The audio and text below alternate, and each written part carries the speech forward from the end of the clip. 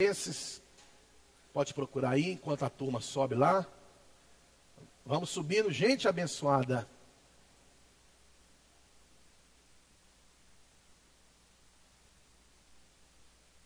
Maravilha. Maravilha. Amém, Shaila. 1 Tessalonicenses, nós estaremos lendo o capítulo 3. Daniela, foca agora. Tá bom? Não mexe com nada agora, faz tudo só o que precisa ser feito agora. Depois a gente... 1 Tessalonicenses, capítulo 3, verso 12 e 13.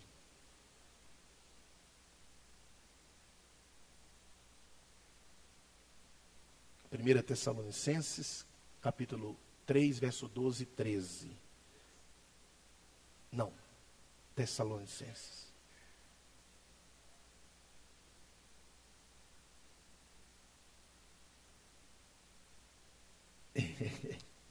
Vamos lá, primeira carta aos Tessalonicenses, capítulo 3, verso 12 e 13. E o Senhor vos aumente. Tem um texto aí, coloca para nós, por gentileza. E o Senhor vos aumente e faça crescer em amor uns para com os outros e para com todos, como também o fazemos para convosco, para confirmar os vossos corações, para que sejais irrepreensíveis em santidade diante de nosso Deus e Pai, na vinda de nosso Senhor Jesus Cristo com todos os santos. Amém. Nós vamos estudar nesta manhã a primeira carta de Paulo aos Tessalonicenses. Amém, Daniela? Primeira carta de Paulo aos Tessalonicenses. Muito bem. Nós estamos estudando os livros do Novo Testamento. E nós estamos hoje com a proposta, estamos fazendo isso, abrindo a Bíblia, para estudarmos 1 Tessalonicenses. Essa é a primeira de duas cartas, das duas cartas que Paulo escreve a esta igreja. Vamos ter aqui uma visão panorâmica da mesma. Eu sempre começo com essa visão panorâmica, que faz a gente poder compreender um pouco mais o conteúdo do livro, né? As informações básicas de 1 Tessalonicenses. É o 52º livro da Bíblia, o 13º do Novo Testamento. 1 Tessalonicenses possui 5 capítulos, você consegue ler numa sentada, provavelmente 15 a 20 minutos no máximo, você consegue ler esta epístola. Tem essa epístola de 5 capítulos, 89 versículos. Dentro desses versículos nós temos 3 perguntas, temos 69 versículos de história e temos 20 versículos de profecias não cumpridas. Essas profecias estão todas voltadas para a segunda vinda de Cristo. Muito bem, o autor da epístola é o apóstolo Paulo. Ele é o que escreveu essa epístola. A data que ele escreveu provavelmente oscila entre 50 a 51 depois de Cristo. O local aonde ele escreveu essa epístola foi na cidade de Corinto, uma grande metrópole, né? E ali Paulo escrevera esta carta endereçada aos cristãos de Tessalônica. Obviamente, essa carta tinha um endereço, ela tinha um alvo. O alvo era todos os cristãos de Tessalônica. Muito bem, vamos olhar um pouquinho a história, ainda que breve, da cidade de Tessalônica, né? Essa cidade, ela é muito parecida com a de Corinto. Tessalônica era uma grande metrópole cosmopolita, que tinha ali os seus habitantes vindo de toda parte do mundo conhecido daquela época. Era uma grande cidade, aonde as pessoas iam para ter um padrão de vida melhor, investir mais, crescer mais e usufruir mais de todos os benefícios que uma grande metrópole naquele tempo poderia proporcionar. Então veio gente do norte vieram os germânicos, com seu paganismo, olha para você ver. Então era uma cidade extremamente sincretista, ou seja, onde tinha uma mistura de religiões. Era uma cidade que tinha muitos deuses, era uma cidade que tinha pessoas que adoravam a deuses pagãos. Então, os germânicos do norte vieram para povoar aquela cidade tessalônica. Os da Acaia também vieram, que são os gregos. Estes vieram com suas filosofias. E do ocidente vieram os romanos, que dominou com o poder, com a riqueza e politicamente dominante. Então nós temos aqui as filosofias gregas, nós temos aqui o império, domínio romano, né, poder, força e trazendo prosperidade. Isso, sem sombra de dúvida, é o que aconteceu naquela época. E também do norte vieram os pagãos. E por fim, os do Oriente. Esses vieram também com o legalismo judaico, que são os judeus religiosos que vieram povoando, porque os judeus, eles saíram de Jerusalém por causa da facilidade que o Império Romano proporcionava. Por exemplo, o brasileiro hoje, ele não precisa pedir ao governador, ao prefeito ou alguma autoridade constituída para sair daqui. Por exemplo, hoje, se nós quisermos entrar num carro aqui agora e irmos para São Paulo, ninguém vai lhe proibir, porque você está dentro de um Estado federativo. Naquele tempo, o Império Romano fez isso. Então, todo o Império Romano havia o direito de ir e vir. E isso facilitou muito o progresso do Evangelho, o crescimento das cidades. E Paulo não perde tempo e começa também a levar e a pregar o Evangelho para estas localidades. Ele e tantos outros apóstolos e servos do Senhor. Muito bem. Mesmo com todo esse sincretismo que estava presente naquela cidade, Tessalônica ela foi apelidada de a cidade ortodoxa, por causa do seu caráter cristão. Presta bem atenção. Se teve uma das cidades daquele tempo que teve um aprendizado, um envolvimento profundo e real com o Evangelho, foi a cidade de Tessalônica. Paulo ficou maravilhado. Nós vamos ver aqui como que em tão pouco tempo o Evangelho cresceu na mente, no coração daquele povo daquele lugar. Era uma cidade predominantemente habitada por gentios. Tinha judeus lá, nós vamos ver isso aqui daqui a pouco, mas a maioria esmagadora eram gentios, e gentios pagãos. E a conversão foi uma conversão profunda, radical e tremenda. Falei um pouquinho agora da cidade, vamos para a igreja. A igreja lá em Tessalônica. Essa igreja foi fruto da segunda viagem missionária do apóstolo Paulo.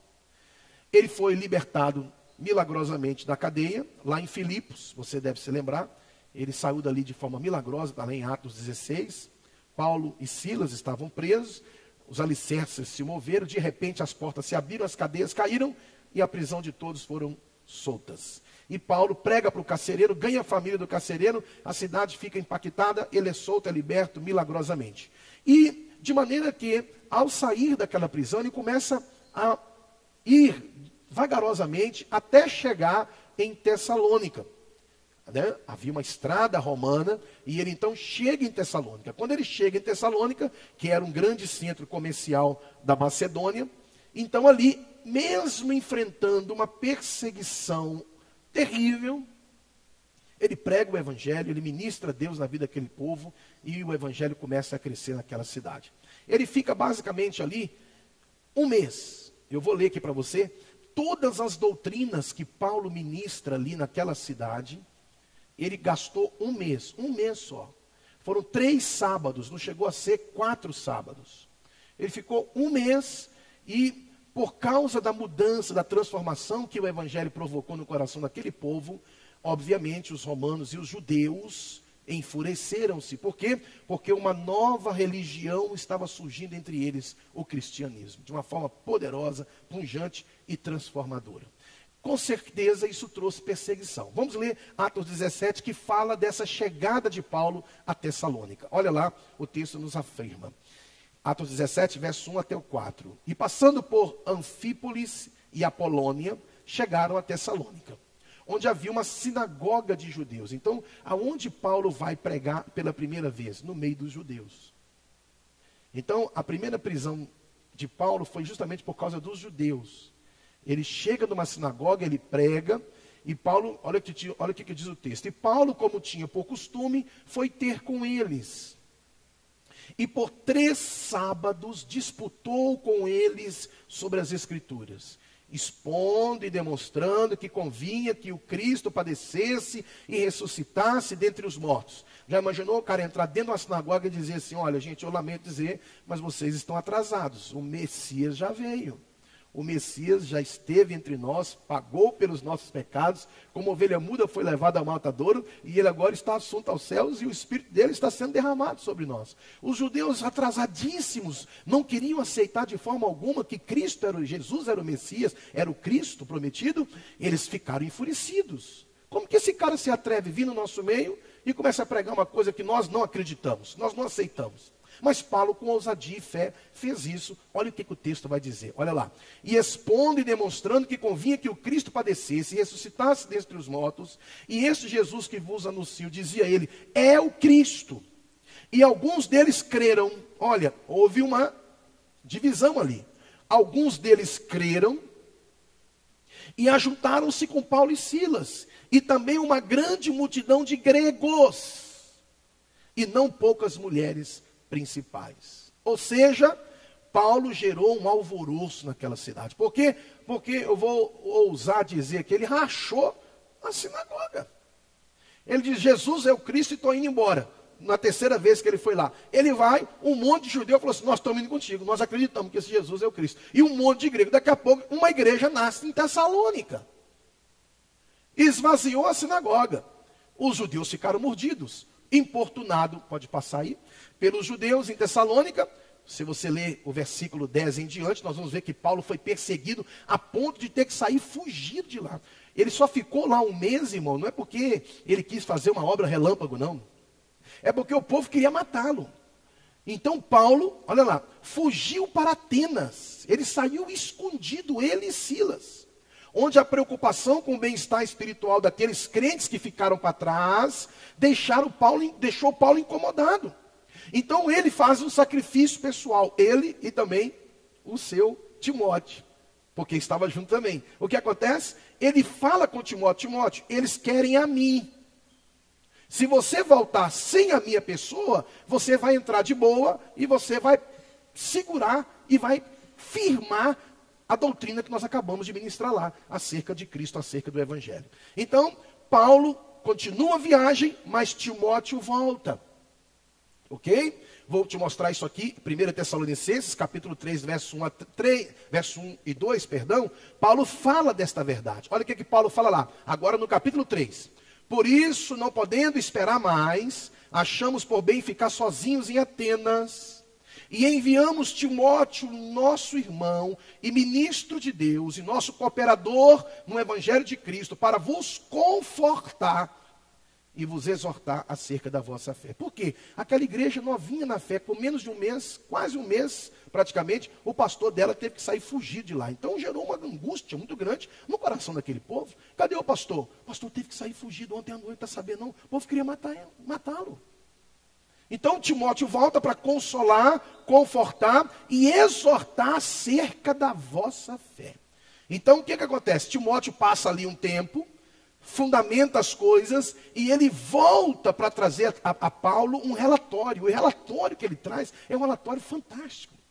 Por isso, não podendo mais esperar, agora eu vou ler, pode passar? Olha o relatório que ele traz, que Timóteo traz para Paulo, está lá em 1 Tessalonicenses capítulo 3, versos 6 e 7. Vindo, porém, agora, Timóteo, de vós para nós, e trazendo-nos boas novas da vossa fé e amor, e de como sempre tendes boa lembrança de nós, desejando muito ver-vos, como nós também a vós. Por esta razão, irmãos, ficamos consolados acerca de vós, em toda a vossa aflição e necessidade, pela vossa fé. Então o apóstolo Paulo, ele está maravilhado com o progresso, o crescimento, a maturidade dos irmãos de Tessalônica, no que diz respeito à fé, ao amor e à permanência, à perseverança no Evangelho. Isso, para aquele tempo, foi algo muito impactante, muito forte, essa responsabilidade, essa maneira radical que os de Tessalônica abraçaram o Evangelho. Aceitaram a palavra da cruz, a palavra de Cristo e o próprio Cristo em seus corações. Vamos agora entender por que Paulo escreveu esta carta. Qual foi o propósito dela?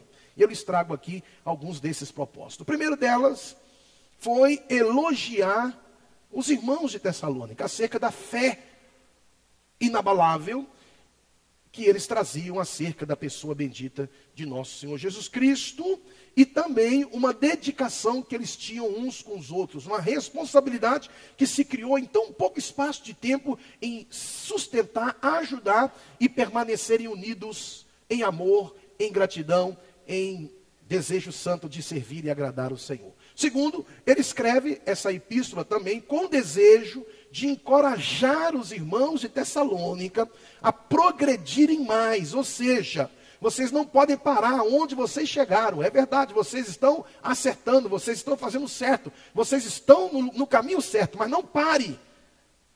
Não fique estacionado na caminhada da fé. Continue, cresçam em amor e cresçam em santidade. Nós vamos ver isso daqui a pouco. Terceiro, ele escreve para sanar as dúvidas acerca do retorno de Cristo, da volta de Cristo. Dúvidas estas que até alguns cristãos até hoje têm. Por quê? Porque quando você fala que Cristo vai voltar, nós temos muitas informações na Bíblia. Mas nós estamos falando de coisas futuras. Então, apesar de Jesus dizer, eu vou voltar para arrebatar, para levar a minha noiva, a minha igreja, ele não disse o dia. Pronto, já gera que dia? Não sei. Ele não falou a hora. Pronto, aí aperta um pouco mais, não é verdade? Então, nós não sabemos o dia e a hora que ele vai voltar. Nós estamos falando de algo que é certo, vai acontecer. Mas quando? Não sei. Isso gera dúvida, isso gera, talvez, para alguns até uma insegurança e outros, acredite, até desencorajamento. Eu já li histórias de pessoas que não colocaram os filhos para estudar de forma ignorante. Quando eu falo ignorante, é porque não conhece as Escrituras, e a Bíblia diz, errais por não conhecer as Escrituras, nem o poder de Deus. Esse pai, ele foi contrariado pela própria lei. Por quê? Porque ele tinha filhos pequenos e ele não queria botar os meninos para estudar. E perguntaram, então, por quê? Alguém viu, falou com o Conselho Tutelar, o Conselho Tutelar foi até a casa deste homem, não foi aqui, foi no Nordeste, numa cidade que eu não me lembro agora o nome, mas essa matéria está viva na minha mente, e aquele pai foi confrontado pela lei, e a lei obrigou ele a matricular os filhos na escola que já estavam atrasados. E a notícia que ele dera é, Jesus está voltando, para que esses meninos vão estudar? Nós estamos vivendo os últimos dias. Então esse menino vai estudar à toa, porque Jesus pode voltar agora, e aí, de que valeu o estudo dele? De que valeu todo esse esforço, todo esse gasto, toda essa energia dispensada a algo desnecessário? Só que Jesus falou que nós não sabemos o dia e a hora, portanto nós devemos trabalhar, nós devemos viver enquanto é dia, porque a noite vem, quando ninguém mais poderá trabalhar. Ou seja, enquanto ele não voltar, faça o que você tem que fazer. Paulo chega a dizer assim, aquele que não quer trabalhar, que não coma. Porque tinha gente que estava tão esperançoso na volta de Cristo, que nem mais trabalhar queria. Aí Paulo falou, não quer não? Então vai ficar sem comer. Maldade dele? Não. Para despertar um sentimento, uma verdade no coração daqueles que estavam ignorantemente tomando decisões equivocadas e querendo respaldo da Bíblia que não lhes dava. Muito bem. Então, a igreja, pode passar, ela consistia basicamente de não cristãos. Olha lá 1 Tessalonicenses capítulo 1, verso 9, o apóstolo Paulo ele fala destes que vieram da idolatria. Obviamente ali não está incluído judeus. Então, tinha judeus na igreja de Tessalônica? Tinha, mas eram muito pouco. A maioria esmagadora era de gregos, germânicos, pessoas que vieram do paganismo, que deixaram a idolatria e abraçaram a fé cristã. Olha lá, porque eles mesmos anunciam de nós qual a entrada que tivemos para convosco, e como dos ídolos vos convertestes a Deus para servir o Deus vivo e verdadeiro. Eles foram libertos da idolatria, a maioria esmagadora dos membros da igreja de Tessalônica. Então, Paulo escreve essa epístola, repito, para elogiar a fé, para elogiar o compromisso daquela igreja com Deus e com os irmãos, com o próximo, para encorajá-los a progredirem no caminho da fé, da esperança e do amor, e para trazer algumas informações, convicções e afirmações acerca da segunda vinda de Cristo. Vamos ver aqui o esboço da carta. Eu esmiucei esse esboço e eu quero te apresentar aqui as informações mais precisas desta carta de 1 Tessalonicenses. Primeiro, no capítulo 1, logo no início, nós temos as saudações como de comum, de todas as epístolas de Paulo e também das epístolas gerais. Segundo, Paulo fala como o evangelho chegou aos Tessalonicenses. Vai desde o capítulo 1 até o capítulo 2, verso 12, ele trata de como que o evangelho chegou lá e como que isso foi importante para a vida deles e também para a vida do apóstolo Paulo. Terceiro, ele trata dos tessalonicenses em receberem a palavra de Deus e tornarem-se exemplos. Nós vamos ver isso, ele trata disso do capítulo 2 até do versículo 13 ao 16. 4, ele fala dos resultados do evangelho em meio aos tessalonicenses. Como que o evangelho funcionou, como que o evangelho provocou vida, trouxe resultados para a vida daquele povo num espaço tão curto de tempo. Ele trata disso do capítulo 2, do verso 17 até o capítulo 3, do verso 13. Depois, quinto, ele orienta de como os tessalonicenses deveriam viver, olha só, isso aqui, irmãos, para agradar a Deus. Agradar a Deus. Eu confesso aos irmãos que nós muitas vezes não acordamos com isso no coração. Hoje eu quero agradar a Deus. Hoje eu vou agradar o meu Deus. Eu me lembro quando eu era novo, tinha coisas que eu não fazia, não é porque eu não queria fazer, é porque eu sabia que se eu fizesse, ia desagradar o meu pai. Tinha lugares que eu não ia, porque se eu for, minha mãe ia ficar chateada comigo. Então, às vezes, a gente deixa de fazer algo para agradar. A gente faz para agradar.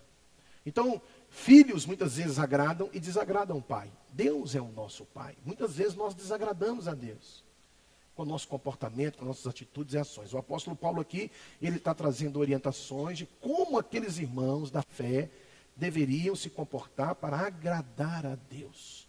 Sexto e penúltimo, ele traz orientações tremendas sobre a volta de Cristo, do capítulo 4, do verso 13, até o capítulo 5, do verso 11. E por fim, ele traz orientações finais e a saudação no capítulo 5, verso 12 a 28.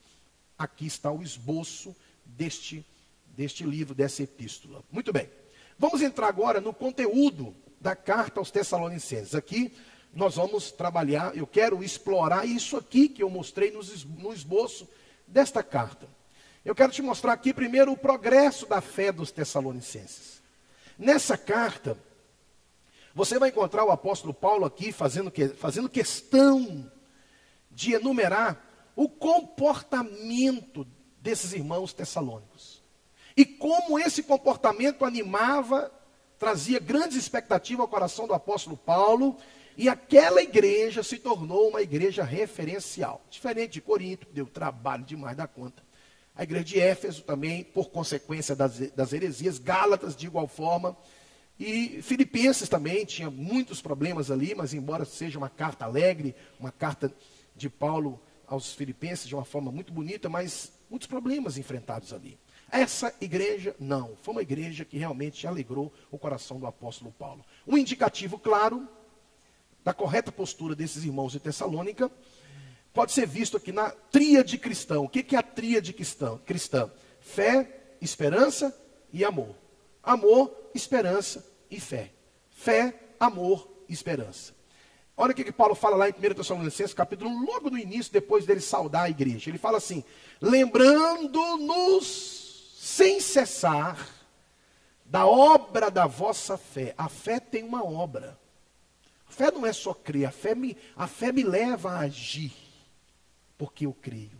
Quando você pega Hebreus capítulo 11, você tem lá os heróis da fé. E aí você vê assim, pela fé Noé ofereceu o melhor. Então a fé age, a fé, e por causa da fé, faz. Abraão saiu, Moisés levou. Você encontra atitudes de fé. Você não tem lá assim, não, pela fé ficou olhando para o céu, não, pela fé foi, pela fé fez, pela fé deixou, pela fé levou, pela fé sacrificou, pela fé caminhou. A fé tem uma obra. Essa obra ela acontece dentro de nós, acontece através de nós. Então Paulo está dizendo, lembrando sem cessar da vossa fé, do trabalho do amor. O amor exerce um sacrifício, um serviço. Quem ama faz alguma coisa, porque ama. O amor é mais do que um sentimento, é uma atitude do coração, que me faz agir, que me faz ser alguém ativo para o outro. Então ele fala das obras da vossa fé, do trabalho do seu amor e da paciência da esperança, da expectativa. Então ele falou aqui da fé, do amor e da esperança. Essa aqui é a tríade cristã. Nós precisamos ter isso aqui no nosso coração todos os dias. Fé, esperança e amor. Nós precisamos ter isso dentro de nós, bem definido, porque se você tiver isso bem definido na sua vida, ninguém te vence, irmão.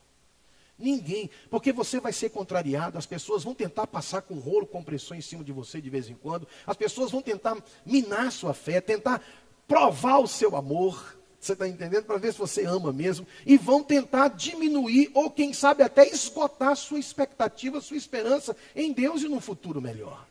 Então Paulo ele fala aqui que esta igreja tinha sua fé, sua esperança e amor. Vamos ver isso separadamente, rapidinho. Primeiro, fé. 1 Tessalonicenses capítulo 1, verso 8, olha lá.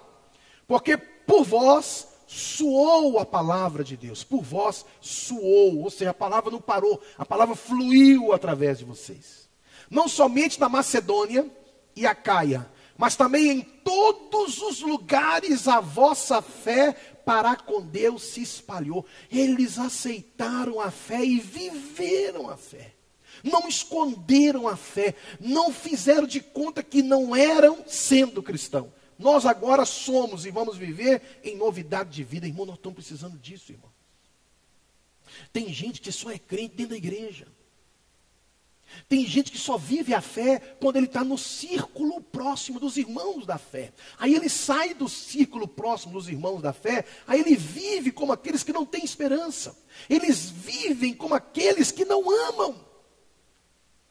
Que talvez um dia amou, mas o mundo conseguiu, a iniquidade conseguiu esfriar o amor dele e dela.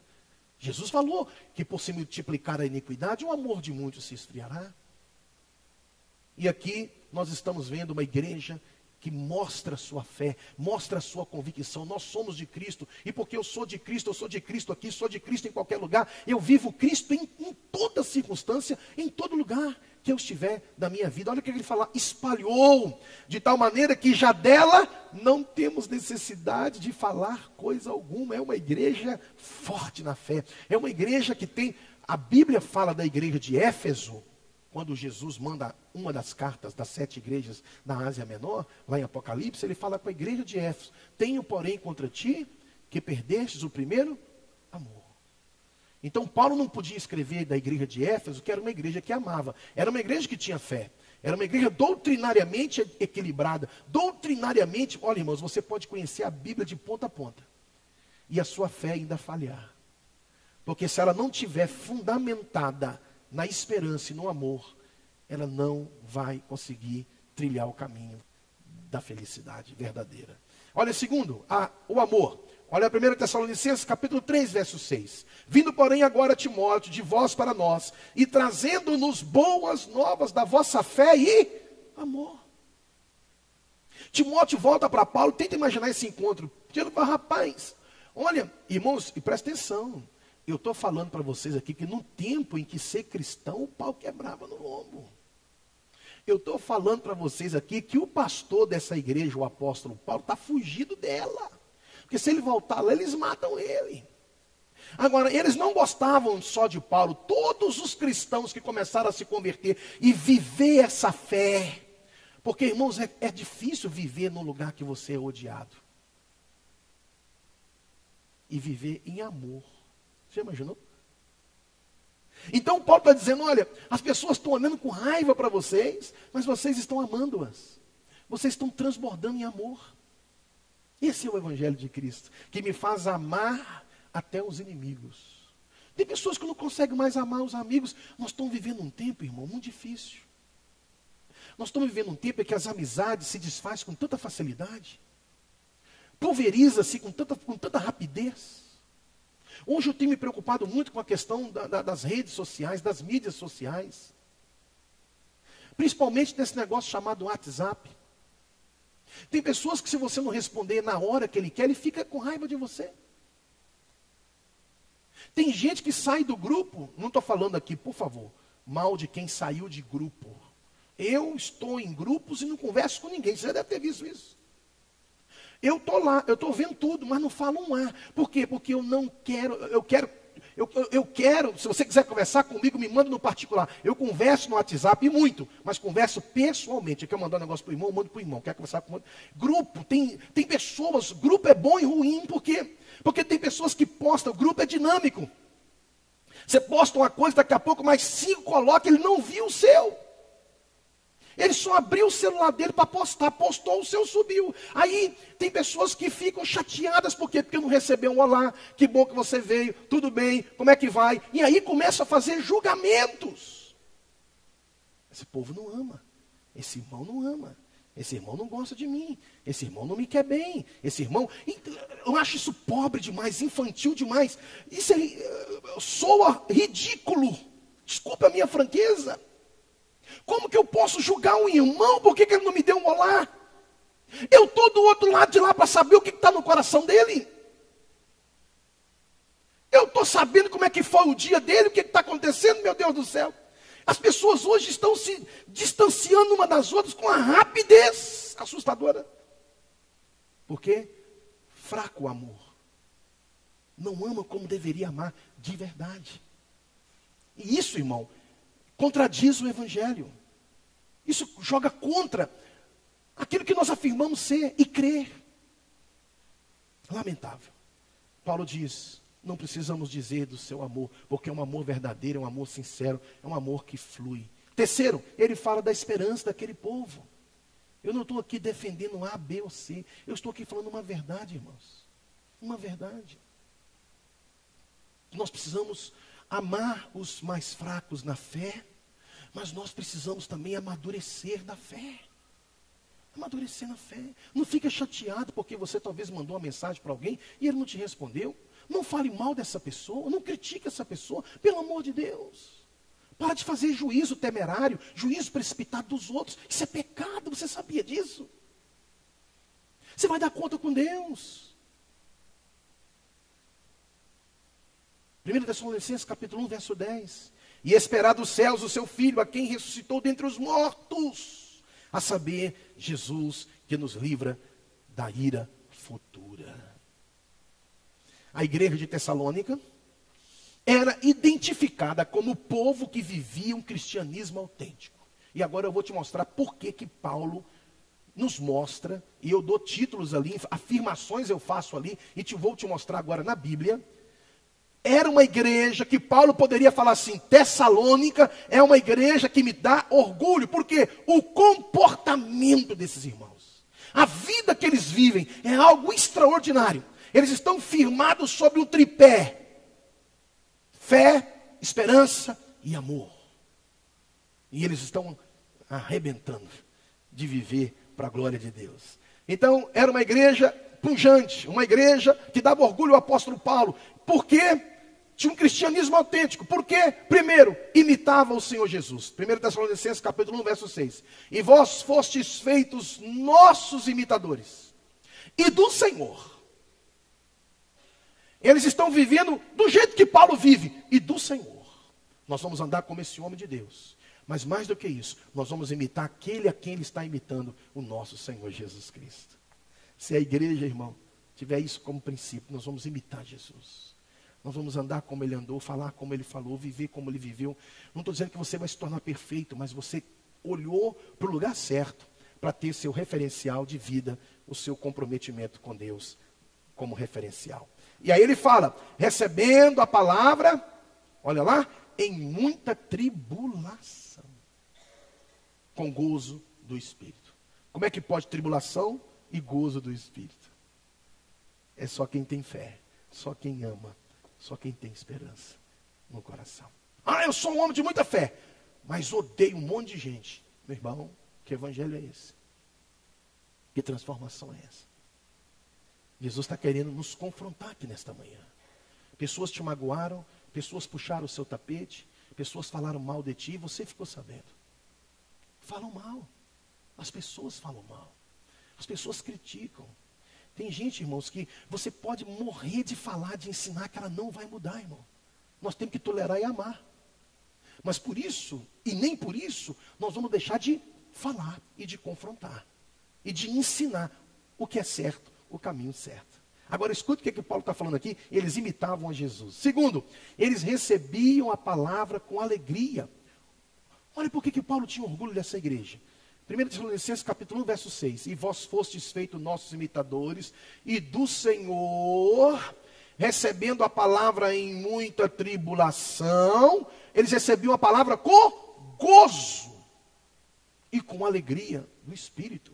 Eles tinham prazer de se assentar e ouvir a palavra do Senhor nos lábios daquele homem. Olha 1 Tessalonicenses capítulo 2, verso 13.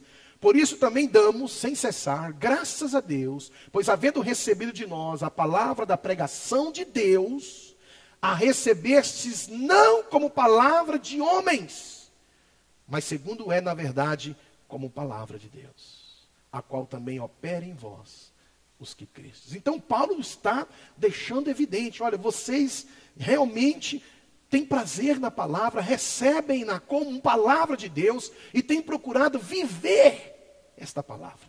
Terceiro, agora pasmem, eles eram modelos para outros crentes. Paulo não é bobo, Paulo é esperto, Paulo é inteligente. O que Paulo começou a fazer? Nas viagens dele, ele começou a dizer, dá uma chegadinha lá em Tessalônica para você ver como é que funciona a igreja lá. Dá uma chegadinha, bate um papo com um membro da igreja de Tessalônica. Vai lá, passa uma semana lá para você ver como que o evangelho flui naquele lugar. Olha lá, 1 Tessalonicenses capítulo 1, verso 7. De maneira que fostes exemplos para todos os fiéis na Macedônia e Acaia. Irmãos, exemplos. O evangelho precisa de pessoas que sejam exemplos. Exemplos no falar, no agir, no relacionar. Exemplos para com os filhos. Tem filhos que têm dificuldade de exemplo, de olhar para os pais. Embora os filhos se espelham nos pais. Você como pai está sendo um exemplo para o seu filho, bom ou mal. Nós estamos sendo exemplos para aqueles que nos cercam na caminhada da fé e também para aqueles que não conhecem a Jesus. É triste. É triste. É triste. Um irmão veio falar comigo, pastor, eu estava com a minha filha olhando uma foto, daqui a pouco passou uma menina. Ela falou assim, mas você conhece essa menina? Ele falou, conheço essa menina? Ela é da minha igreja? Aí o rapaz falou assim, que a menina dele ouviu de uma coleguinha. Essa menina, eu vou te contar, isso não é crente não. Essa menina não é crente, eu conheço ela. Assim. Olha que mau testemunho. Mau testemunho. Falou, pastor, estou tentando firmar minha filha no evangelho. Ela vai mostrar uma foto, passa lá na igreja, não é daqui, na igreja dele, mostra, aí está lá aquela menina, aí a coleguinha dela vê aquela menina e fala assim, essa menina é da sua igreja, essa menina é crente. Não tem, nossa, não pode ser. Não pode ser, essa menina nunca foi crente. Então assim, testemunho, exemplo. Eu não estou falando que os nossos filhos, eu estou falando que nós devemos orar para que os nossos filhos sejam convertidos, sejam curados. Ore pelos seus filhos, consagre os seus filhos a Deus. Porque há uma influência maligna, perversa, diabólica, querendo destruir, minar a fé dos nossos filhos.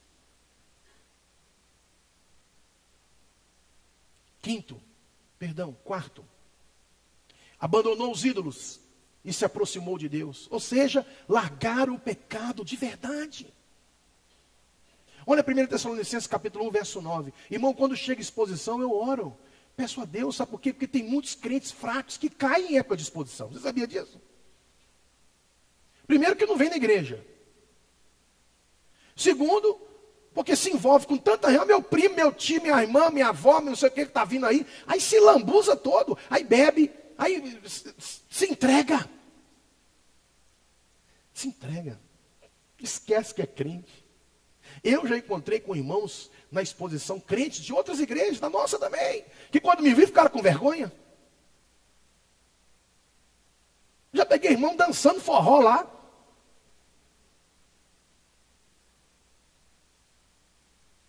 Foi lá assistir o Rick Renner, não sei o que, o cantor que estava tocando lá, e caiu, e vai para cá, e vai para lá, e vai para cá, e vai para lá. Quando viu o pastor, travou. Aí olhou para o chão, caçando alguma coisa. Perdi alguma coisa aqui, perdeu. Oh, Jesus de Nazaré. Ah, como que nós estamos precisando, irmão, abandonar o pecado de verdade. Se Cristo vos libertou verdadeiramente, se Cristo vos libertar, verdadeiramente sereis livres. Ele tira o poder do pecado de nós, irmão. Agora nenhuma condenação há para os que estão em Cristo Jesus. Presta bem atenção, eu não estou falando mal dos que caíram. Graças a Deus que muitos que caíram voltaram tão firme. Quem somos nós que podemos aqui bater no peito e falar que nunca vai cair? O que eu estou dizendo é que nós precisamos vigiar. Está entendendo? Precisamos vigiar. Olha lá. Porque eles mesmos anunciam de nós a qual a entrada que tivemos para convosco, e como dos ídolos vos convertertes a Deus, para servir o Deus vivo e verdadeiro. Converteram mesmo. Eles abandonaram os ídolos, jogou fora o barro, o Deus de gesso, de madeira. Eles abriram mão da idolatria, jogaram tudo fora. Agora nós estamos em Cristo, nenhuma condenação há para aqueles que estão em Cristo Jesus. O nosso Senhor agora é Jesus. Eles abandonaram, irmãos. Olha como que essa igreja foi uma igreja vitoriosa. Quinto, agora presta atenção o que eles fazem aqui. Eles imitavam os crentes maduros. Nós temos que tomar cuidado, porque tem pessoas que só olham de cima para baixo. Aí ele vê uns crentes ralé e fala assim: rapaz, eu não preciso mudar muito não, eu estou melhor do que essa cambada aí, ó. Eu estou melhor do que eles. Então se Jesus está aceitando essa cambada aqui, ele vai me aceitar? Eu sou um crente meia boca, mas eu estou melhor do que aqueles que não valem nada. Olha lá os irmãos que não valem nada. Glória a Deus, estou melhor do que eles. Não, irmãos. Eles imitavam os irmãos maduros. Eles tinham misericórdia e temor dos mais fracos. Mas o alvo deles era Cristo, mas eu quero andar com Jesus como aqueles lá andam. Como aqueles lá têm vida. Como aqueles lá de cima que estão experimentando, são mais experientes, são maduros o suficiente para nós podermos andar com eles, ouvi-los e aprendermos de Cristo acerca deles, com eles. Olha lá, porque vós, irmãos, 1 Tessalonicenses 2,14, haveis sido feitos imitadores das igrejas de Deus. Então eles olhavam para irmãos que estavam firmes. Para de olhar para quem está caindo, irmão.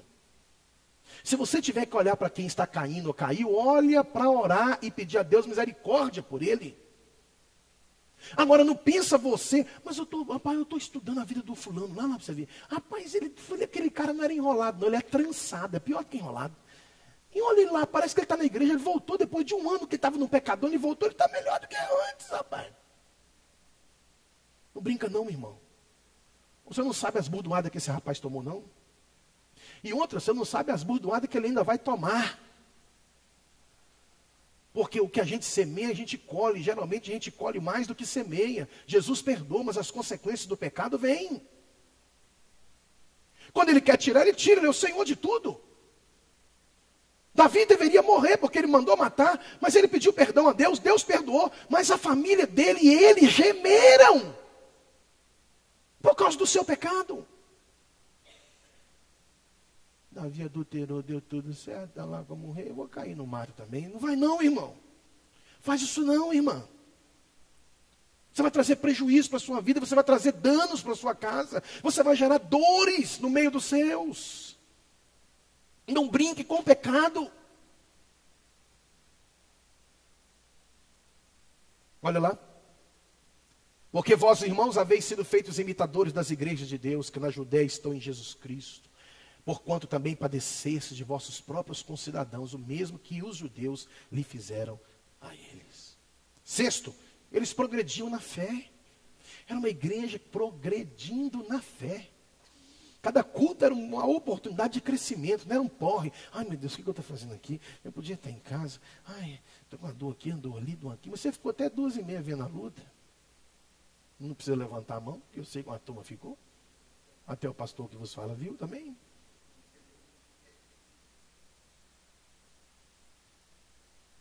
Progredindo na fé. Olha lá, finalmente, irmãos, vos rogamos e exortamos no Senhor Jesus, que assim como recebestes de nós, de que maneira convém andar e agradar a Deus, assim andai, para que possais o quê? Progredir cada vez mais. Progredir. Quem quer progredir? Então, irmão, o segredo está aqui. Agrada a Deus. Agrada-te do Senhor. Lembra do Salmo 37? Agrada-te do Senhor, e Ele lhe concederá os desejos do seu coração. Você só está dando bordoada, só dando desgosto, só aprontando com Deus e quer que Deus abra os céus para você? Como? Como? Terminando, os Tessalônicos e a volta de Cristo. Paulo vai tratar da volta de Cristo nas duas cartas que ele escreve. Mas nessa aqui, ele foi bem específico, e eu quero te mostrar aqui, que em todos os capítulos, são 5 capítulos, em todos os capítulos, mesmo Paulo tratando de coisas bem objetivas em cada um deles, ele fala da volta de Jesus. Ele trata especificamente do retorno de Cristo para buscar a sua noiva, a sua igreja. Primeiro, ele fala sobre aguardar dos céus a volta de Cristo. Agora vamos ver no capítulo 1, vamos ver no 2, no 3, no 4 e no 5. Olha lá, Tessalonicenses capítulo 9 e 10. Porque eles mesmos anunciam de nós qual a entrada que tivemos para convosco, e como dos ídolos vos convertestes a Deus para servir ao Deus vivo e verdadeiro, e esperar dos céus o seu Filho, a quem ressuscitou dentre os mortos, a saber, Jesus, que nos livra da ira futura. Irmão, isso aqui é uma outra coisa que eu vou pregar aqui em breve, sobre a ira divina. A ira divina. Você não ouve falar sobre isso. Você só ouve falar das bênçãos divinas. Mas a ira divina virá sobre os filhos da desobediência. O mesmo Deus que ama é o mesmo Deus que ira. Às vezes os pais ficam irados com seus filhos. Segundo, vamos lá. Exultar com a volta de Cristo. Agora no capítulo 2, no verso 19 e 20. Porque qual é a nossa esperança, ou gozo, ou coroa de glória? Porventura não o sois vós também diante de nosso Senhor Jesus Cristo em sua vinda? Na verdade, vós sois a nossa glória e o nosso gozo. Paulo está dizendo, são pedrinhas na nossa coroa que ganhamos para Cristo. E quando Ele voltar, nós vamos ter o gozo e a alegria de dizer, está aqui, Senhor, mais uma leva de irmãos que o Evangelho alcançou na sua infinita graça. Então, exultar-se com a volta de Cristo. Terceiro, viver em santidade para a volta de Cristo. Olha 1 Tessalonicenses capítulo 3, verso 12 e 13. E o Senhor vos aumente, e faça crescer em amor uns para com os outros, para com todos, como também o fazemos para convosco, para confirmar os vossos corações, para que sejais, olha irmãos, crentes irrepreensíveis, em santidade, diante de nosso Deus e Pai, na vinda de nosso Senhor Jesus Cristo, com todos os seus santos. E nós vamos voltar e vamos estar aqui vendo essa festa, amém? Olha lá que coisa linda, viver em santidade, irmão. Olha, o céu é um lugar preparado para pessoas preparadas. Hebreus 12, seguir a paz com todos e a santificação, sem a qual ninguém verá o Senhor. A Bíblia é muito clara. Tem crente brincando com o pecado, nadando no pecado, vai morrer no pecado e quer abrir os olhos no céu. Eu ouvi uma frase há muitos anos atrás que resulta nisso aqui que eu vou lhe falar.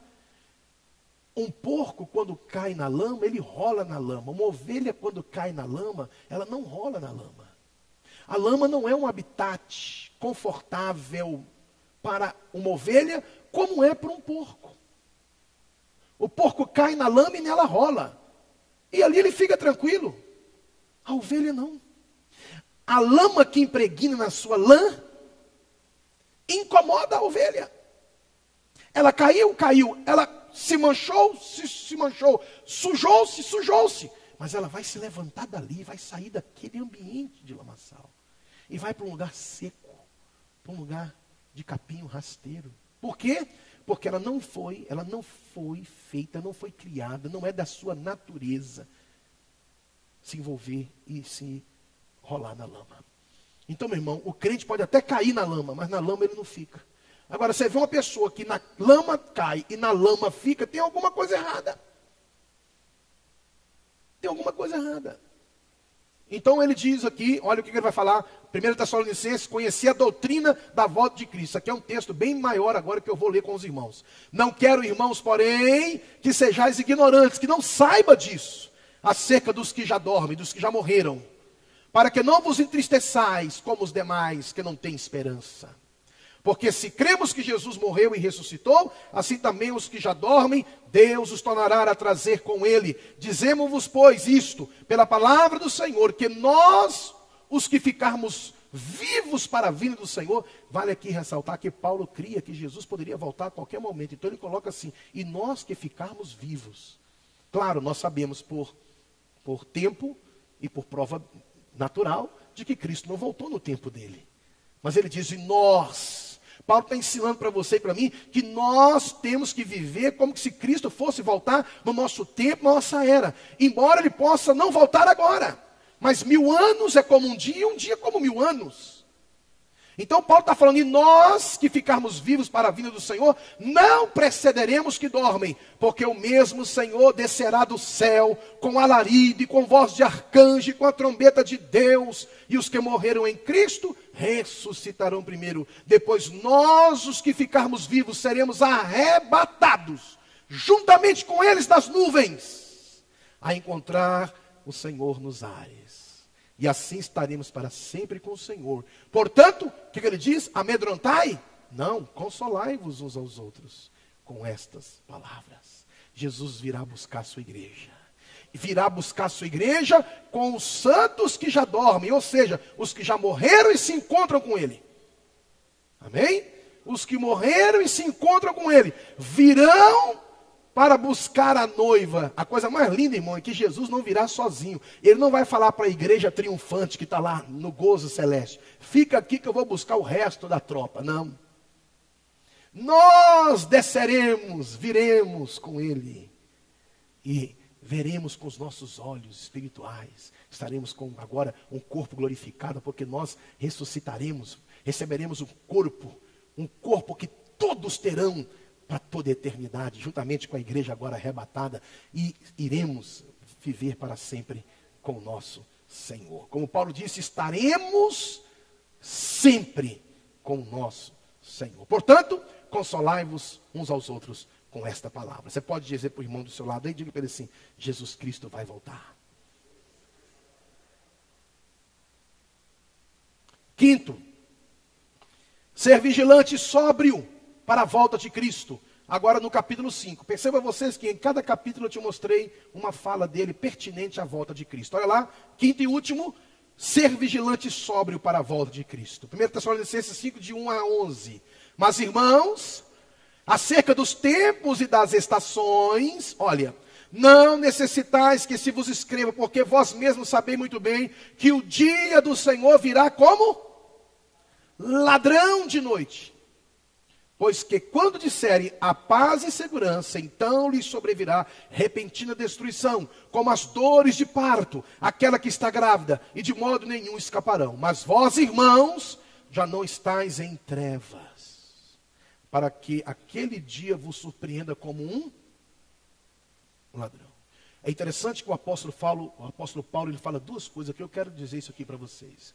Primeiro ele fala assim, a vinda de Cristo, a segunda vinda, será como o quê? Um ladrão de noite. E vai pegar muitos de surpresa. Agora ele conclui dizendo o seguinte assim, mas vós, irmãos, escute isso aqui, já não estáis em trevas, para que aquele dia vos surpreenda como um ladrão. Ele não está falando que aquele dia virá como ladrão para os crentes. Por quê? Porque Paulo acredita que todo crente genuinamente nascido de novo, ele está preparado para esse encontro. Ele virá como ladrão de noite e vai pegar de surpresa aqueles que não estão preparados. Mas vós que já não sois mais das trevas, já não estáis em trevas, para que aquele dia vos surpreenda como um ladrão. Porque agora, olha lá, todos vós sois filhos da luz e filhos do dia. não somos da noite nem das trevas. Não durmamos, pois como os demais, mas vigiemos e sejamos sóbrios. Porque os que dormem, dormem de noite. E os que se embebedam, embebedam-se de noite. Mas nós que somos de dia, sejamos sóbrios, vestindo-nos da couraça da fé e do amor, e tendo por capacete a esperança da salvação. Ele termina ali com a tríade, olha lá. Ele diz, vestindo-vos da couraça da fé, do amor, e tendo por capacete a esperança da salvação. Porque Deus não nos destinou para a ira, mas para a aquisição da salvação por nosso Senhor Jesus Cristo, que morreu por nós, para que quer vigiemos, quer durmamos, vivamos juntamente com Ele. Por isso, exortai-vos uns aos outros. Vigia, irmão, e edificai-vos uns aos outros. Vamos vigiar, irmão? Como também o fazeis. Amém? Amém? Então eu quero só concluir aqui dizendo para você que Paulo ele vai ressaltar que a vinda do Senhor é esperança. Primeiro, inspiradora para o recém-convertido. Todo o capítulo 1, ele trata com recém-convertidos. Fiquem firmes na fé, porque aqui não é o nosso descanso. Nós temos um lar preparado na eternidade para todos nós. Amém? Eu vi ontem no jornal que aquele cantor brasileiro aí, de Bossa Nova, MPB, parece, João Gilberto, faleceu. Aquele homem estava mal, já tem muito tempo. E eu fui olhar lá, morreu com 88 anos. Irmãos, é muito pouco. 88 anos. É muito pouco tempo nessa terra para perder uma eternidade com Jesus na glória. Nós temos que parar e pensar nisso, irmão. A Bíblia tem razão. Passou dos 70, já ganhou na loteria. E o que é 70 anos, irmão? Nós temos pessoas aqui que têm 70 até mais, está aí viva, está aí forte. É verdade, né? Tem as suas limitações. Mas a nossa vida, irmãos, é como um vapor. É como uma erva que nasce logo murcha e deixa de existir. Não troque essa vida momentânea pela eternidade com Deus. Não troque. Não faça isso. Eu vinha conversando com a minha esposa ontem, e de uma viagem que nós fizemos, ela me falou de uma pessoa na terra dela que caiu do cavalo. Caiu do cavalo e ficou em coma. Quantos anos? 10 anos em coma, até morrer. Uma queda de um cavalo, irmão. Matou esse homem, mas não matou ele na hora, matou ele 10 anos depois. Mas ele ficou em coma. Em coma, atrofiou todo. Murchou, enrugou, igual uma erva que você corta e perde a vida. O Superman, né? Christopher, não sei o que lá. Aquele camarada caiu do cavalo, famoso, cheio de vida, novo. Então a vida passa rápido demais. Então, essa carta de Paulo aos Tessalonicenses fala da vinda de Jesus como uma esperança inspiradora para o recém-convertido. Segundo, animadora, no capítulo 2, para o servo fiel. Nós só estamos aqui de passagem. Irmãos, viva o que você puder viver aqui. Desfrute do que você puder desfrutar. Foi o que Salomão falou na sua velhice, lá em Eclesiastes. Curta a vida. Mas saiba de uma coisa. Tudo vai passar. E no final você vai ver que tudo foi vaidade e aflição de espírito. Animadora para o servo de Deus, capítulo 2. Terceiro, purificadora para o cristão, porque se eu sei que Jesus vai voltar, eu quero viver uma vida de santidade. A minha carne grita para pecar, como a sua também. O apóstolo Paulo ele fala assim: eu esmurro o meu corpo. Ele é homem, eu esmurro o meu corpo e o reduzo à servidão, para que eu mesmo pregando aos outros não venha ser desqualificado pelo evangelho, reprovado pelo evangelho que eu prego e aprovo. Nós devemos vigiar todo dia, irmão. Todo dia a tentação vem, todo dia a tentação quer te tirar do propósito, todo dia o diabo quer te envergonhar, o diabo quer te humilhar, o diabo quer te acusar diante de Deus. Vigia, crente. Purifique a sua vida. Mortifique a sua carne. Ah, mas tem um monte de gente fazendo. Pode ter certeza, vai ter um monte de gente querendo entrar, como na arca. Gritando para Noé, abra-nos a porta. Mas não foi Noé que fechou. Não é o pastor que vai fechar a porta. Foi Deus quem fechou a porta da arca. Purifica a sua vida, meu irmão. Quarto, consoladora para os enlutados. Por quê? Porque você pode crer, se um ente querido seu morreu em Cristo, você vai encontrar com ele na eternidade. Nós vamos encontrar com os nossos na eternidade. Por isso que enquanto eles estão vivos, nós temos que orar por eles. Pedir a Deus que os salvem. Pedir a Deus que os transforme. Pedir a Deus que os alcance. Você tem que orar pela sua família. Aproveita a oportunidade, faça isso ainda hoje. Clama pela sua casa, clame pelos seus parentes, clame pelos seus pais, pelos seus irmãos. Ninguém entra no céu porque é bonzinho. Ninguém vai entrar no céu porque nunca roubou, nunca matou. Meu irmão, Jesus morreu na cruz. O pecado que leva o homem para o inferno não é as coisas maléficas desta vida que são praticadas pelo homem da iniquidade. É rejeitar Cristo como Senhor e Salvador. Quinto, despertadora para o cristão que dorme. Por isso que Paulo fala, desperta tu que dormes, e Cristo te iluminará. Você tem que abrir a sua mente, você tem que se despertar. Deus está dando a você e a mim a oportunidade de acertar a nossa vida, alinhar o nosso curso com o curso da palavra de Deus. Por quê? Porque vem dias em que Ele virá, e virá buscar a sua noiva. E paralelamente à sua vinda, em graça para resgatar a sua noiva, o dia da ira do Cordeiro se iniciará para os que ficarem sobre a terra. Que Deus nos ajude, que Deus nos fortaleça, que Deus nos guie, para que possamos viver a vida exemplar, como os irmãos de Tessalônica viveram, a ponto de Paulo elogiar esta carta e dizer que nessa carta, e dizer aos irmãos de Tessalônica que eles realmente vivem uma vida de fé, uma vida de esperança e uma vida de amor. Aplicações práticas de 1 Tessalonicenses. Eu termino aqui. Primeiro,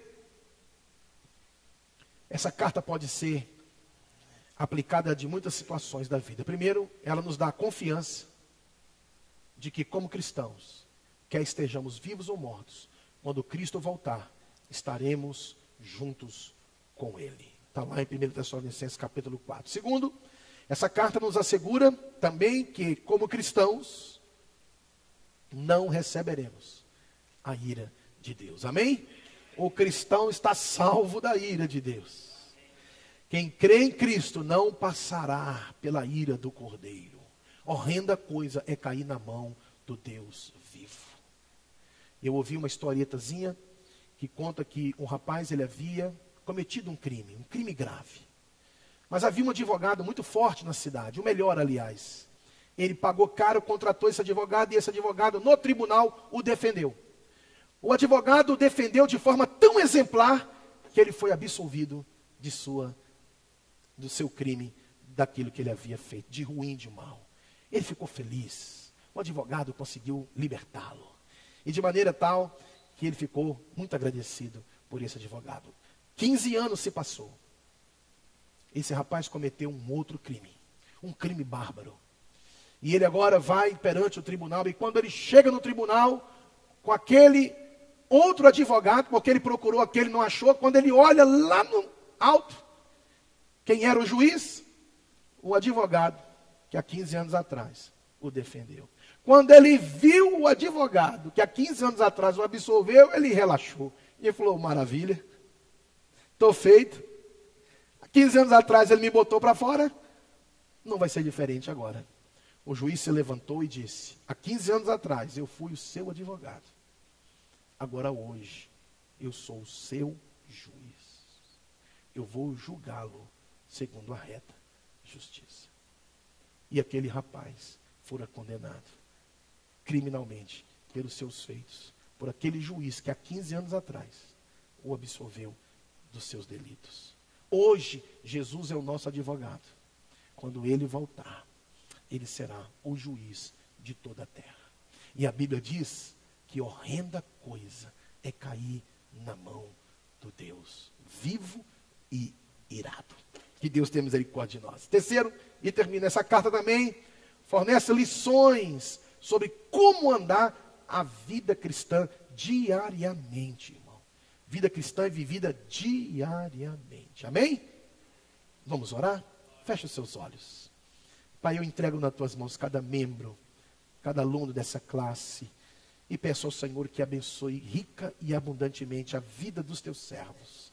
Muito obrigado por esta carta que nos inspira a viver a tríade cristã, uma fé robusta, uma fé inabalável, que as pessoas poderão olhar em nós e ver que vivemos na fé, pela fé, e da fé esperamos aquele grande dia chegar sobre as nossas vidas. Dai-nos a graça de podermos amar quem nos ama, amar os que estão perto, amar os que estão longe, amar os conhecidos e amar os desconhecidos, amar, ó Deus, os menos favorecidos e amar até aqueles que não gostam da gente, falam mal da gente, criticam e não nos querem bem.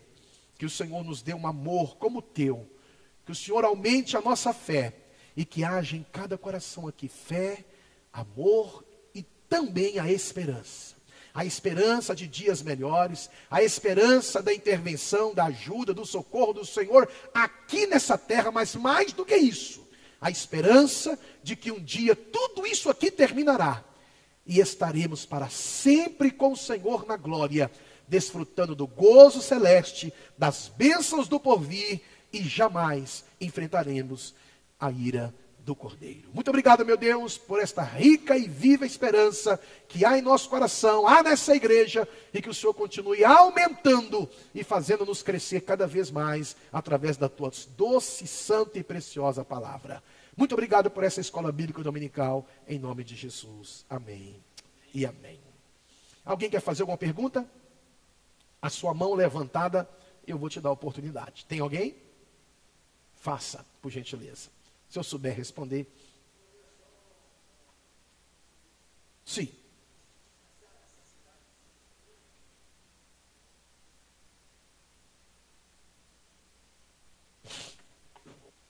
Essa cidade existe, na verdade, são os seus restos, né? Ela possui. Mas não existe mais uma cidade estabelecida no local. Então você pode até visitar os restos, né, desta cidade, mas não existe mais como cidade, ok? São poucos lugares que você vai encontrar assim, que ainda hoje, um lugar, por exemplo, assim, fantástico de se conhecer, visitar é Roma, né? A capital do Império Romano. Quem puder ir em Roma, vai em Roma. Quando eu falo em Roma, não é só passear, é conhecer os lugares históricos de Roma. Eu tive em Roma uma única vez, e num dia nós visitamos muitos lugares. Num dia, se você tiver uma pessoa que possa te orientar, te instruir, tem guias turísticos, que te leva em muitos lugares para você visitar num dia. Eu fui na onde Paulo foi decapitado, fomos na prisão que ele esteve, fomos na Basílica de São Pedro, não há problema algum você ir ver, conhecer. Fomos em outras localidades, no Coliseu. Você vai onde os cristãos foram jogados, né? Devorados por leões e bestas feras, enfim. Vale a pena você conhecer esta cidade, que é uma das cidades mais antigas do mundo, né? No Egito também, o Cairo também. E nem agora, melhor do que todas essas, Jerusalém. Vai lá é bênção pura. Existe? Existe. Amém. Deus abençoe os amados, em nome de Jesus.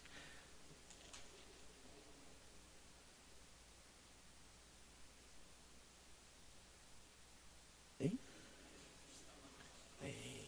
Macedônia é região, não é uma cidade.